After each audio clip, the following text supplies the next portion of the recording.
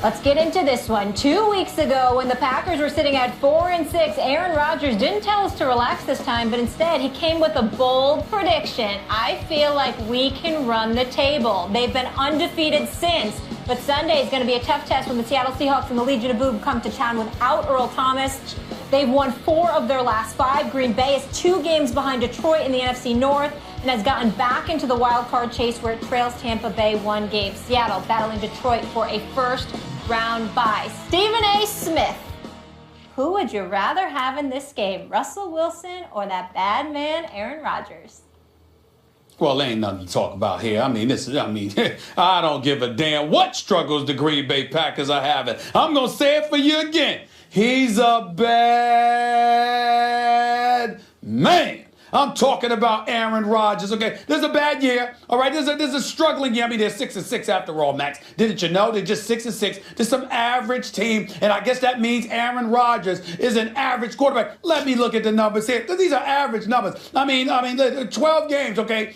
12 games, he already has 3,283 yards passing, 27 touchdowns. Oh, my God. Oh, my God. 7 interceptions. Oh, my Lord, let's stop the presses. Let's just stop the presses. I mean, 29 touchdowns, 7 interceptions. How horrible. Aaron Rodgers is just horrible. 29 touchdowns, 7 interceptions, quarterback rating of 98, QBR of 72.9, basically 73. Just horrible. Aaron Rodgers with Jordy Nelson, clearly not himself. With Randall Cobb, clearly not himself. Richard Rodgers, non-existent. Eddie Lacy, non-existent. Okay, Devontae Adams, we're looking for him to be more consistent. Mike McCarthy calling plays again after not calling plays the previous year or two. I mean, Aaron Rodgers, my God. Aaron Rodgers, what are we going to do?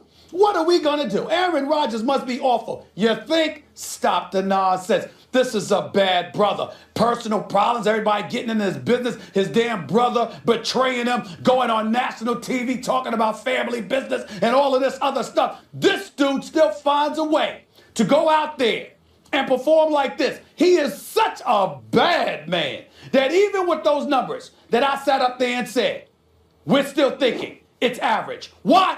Because it's Aaron Rodgers. Had this been Jay Cutler, we've been talking about league MVP honors. But it's Aaron Rodgers, so it doesn't measure up. Because he's so great that these numbers are relatively pedestrian for him. Anytime, any place, anywhere, I need a quarterback, one dude, to get it done for me on one Sunday afternoon or a Monday night or whatever. I'm going with Aaron Rodgers. I don't give a damn what anybody said. Why, Max? Because he's a bad man. That's why. So let me get this straight. Aaron Rodgers is good at football. I mean, look, Aaron Rodgers has more intrinsic ability than Russell Wilson. Aaron Rodgers, until the beginning of last year, I thought was clearly the best player in football. And I still believe it's in there somewhere. It's possible he's already in decline, or that he's going through a transitional period between his prime and his adjustment to his kind of like second prime. That sometimes happens to athletes. Their bodies change just a little bit, almost imperceptibly, and they have to figure out how to adjust to that. And there's a year or two of a dip. And obviously there are issues with the team, etc. It's tough to argue against Aaron Rodgers. But Russell Wilson in the second half of last year was the best quarterback in football. He was so much better than Aaron Rodgers. He was so much better than Tom Brady. It was embarrassing in the second half. The only quarterback in the NFL comparable to him, but demonstrably inferior in the second half, was Cam Newton, who won the MVP. Now, Russell Wilson is playing behind a bad offensive line all year. No doubt about it. He's been hurt all year.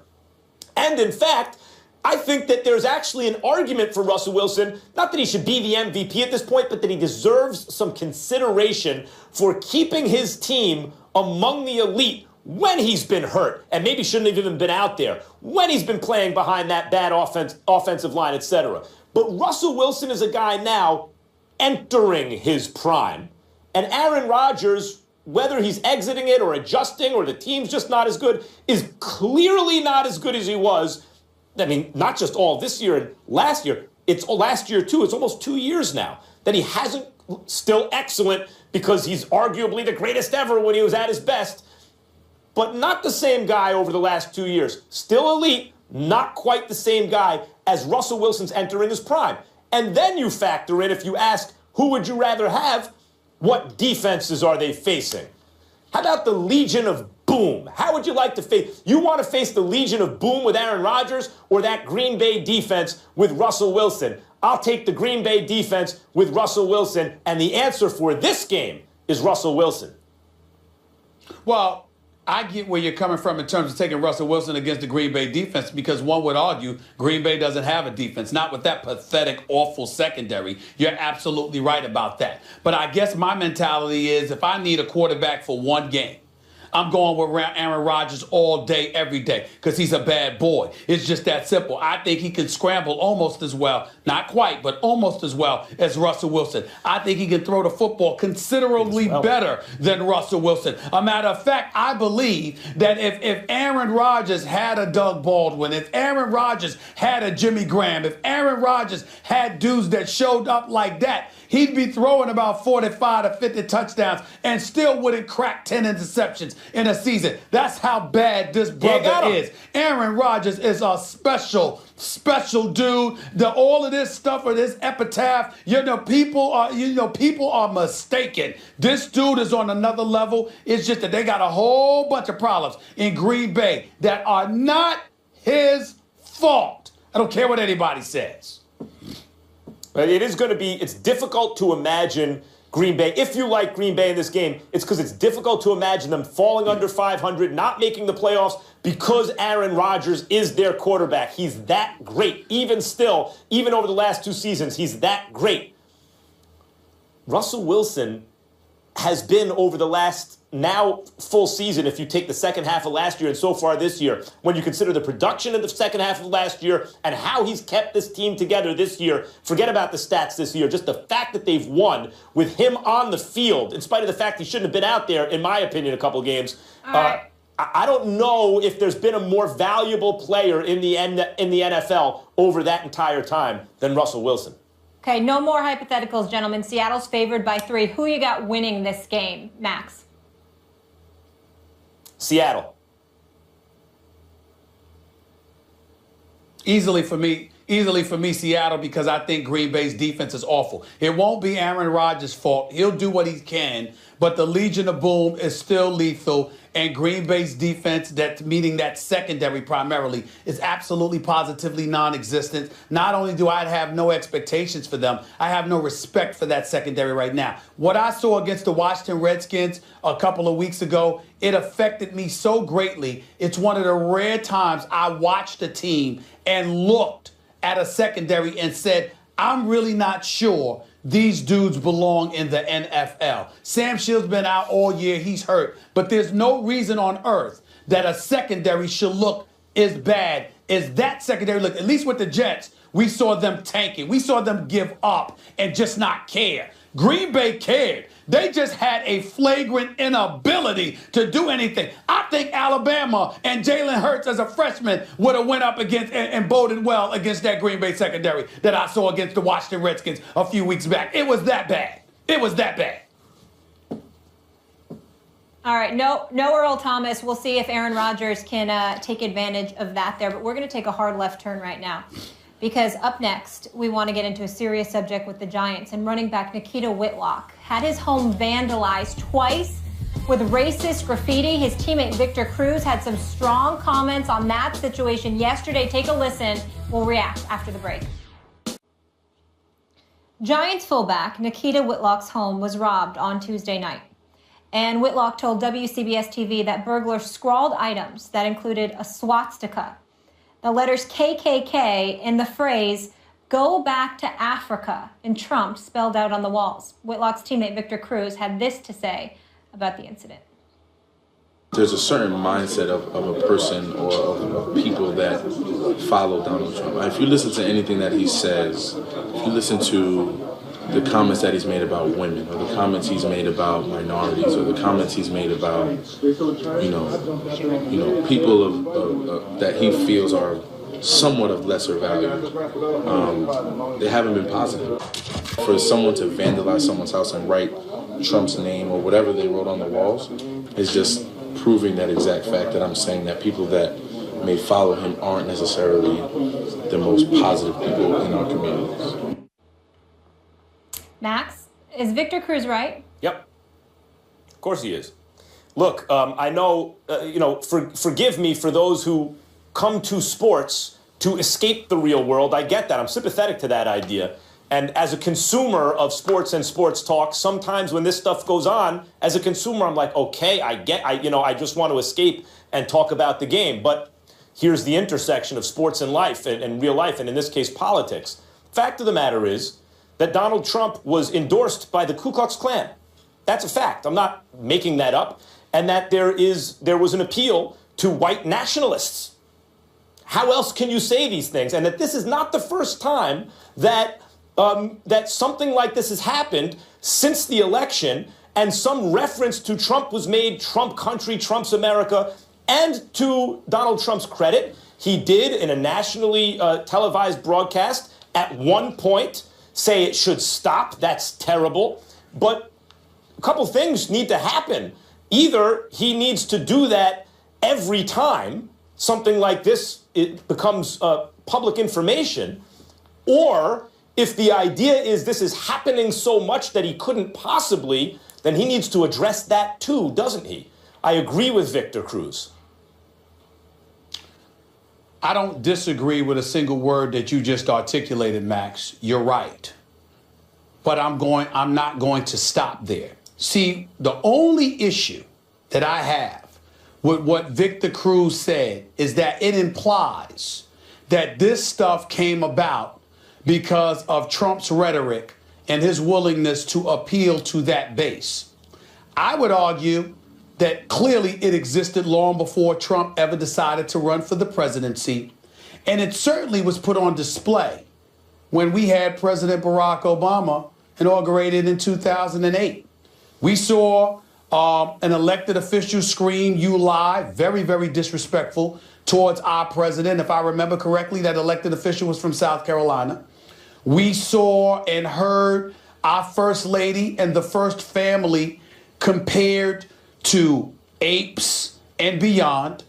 We saw a president highly intelligent, highly accomplished, earned what he had achieved, just throwing away to kind of stereotypes, other folks in America tried to throw in his direction, just bulldozed right through them, and they still came at him with similar rhetoric. And so my point in saying all of that is to say, I think it's a mistake for folks to sit up there and act like, oh, Trump did this. He certainly wasn't as responsible as we would like a presidential candidate to be in terms of the rhetoric that he was spewing and what it ultimately assisted in further inciting. But let's not act like it did not exist until he started running for the presidency. This stuff has been going on for a long time. It certainly went on against our president. And the fact is that it has and always will continue to happen. And it's foolhardy to believe that because Trump is the president now, now these folks are coming out they've been out. If anything, he might have made them feel a little bit more comfortable about it, but they've always been there and they've always been conducting themselves that way. It's just that it's a bit more conspicuous now than it was in the past. Yeah, it's an ugly America, an ugly side of America that we're seeing. And by the way, in terms of emboldening that sort of thing or fomenting the kind of anti-Obama stuff based on things other than the merit, based on race, which was something I thought at the time, maybe this is being overstated. Clearly it wasn't. And Donald Trump, of course, was a major booster of the birther movement against Obama, which he later denied or kind of denied, questioning the birth certificate, et cetera. I would say that what we're seeing is there's a term revanchist, which means you want to take back stuff that you lost. And clearly, he's not president yet, by the way, Stephen A. He's president-elect, appealed to that idea with racist white people who seem to want to take back gains made during the civil rights movement, or at least are angry about it, or maybe angry about Obama. I don't know. I don't want this to turn into a political show at the moment. But Victor Cruz pointed something out which is undeniably true. And hopefully the president-elect will continue, as he did the one time, to, in strong language, denounce this kind of behavior from his supporters. Well, how do we know he's a supporter? Because he scrawled Trump after scrawling swastikas. So it's a admitted supporter. And the president-elect should in strong language, let everyone know. Just coming out and giving strong language is not enough. He needs to be more active, not just with his words, but with his actions in denouncing such stuff. Because what the president-elect needs to really, really embrace and to understand that his presidency, doesn't have a snowball's chance in hell of being successful if he doesn't address this matter. Those ignorant, racist few out there very well may not epitomize everybody that voted for Trump. I refuse to believe that 60+ million people in this country, voted for Trump because they hate black people. I don't want to hear that. There are people that wanted to feed their families. There are people that did it because they didn't care about the social issues. All they cared about was the economics, and they thought change. And that, whether we agree with them or not, we can't be as irresponsible as the racists out there. And well, I'm just saying, we can't be. I just talk about how they feel. I'm not debating the economy. That's how they felt. Sure. What I'm saying is that we can't sit up there and be as irresponsible as those hate mongers, as those racists, in saying that anybody who voted for him, they must be like those people. There are a lot of people that don't feel the way those racists feel, and they voted for Trump for a whole different reason. And if we don't respect where they're coming from and be willing to engage in dialogue and debate based on that level, then we're no better than the racist that we're decrying right now. We have a responsibility to be that way. No, that's not true. We are better. No, that's not true. We are still better than the racists, but you're right. It is a lowering of kind of decent standards, because many of the voters were also just people susceptible to low-quality information. Yep. And I just want to add one more thing. Obviously, at the end of the day, after a long, hard day's work, you go home to try to feel safe. And I feel so sorry for Nikita, how awful that is, that he can no longer feel safe in his own home. And I hope they find these cowards that did this and they're punished appropriately.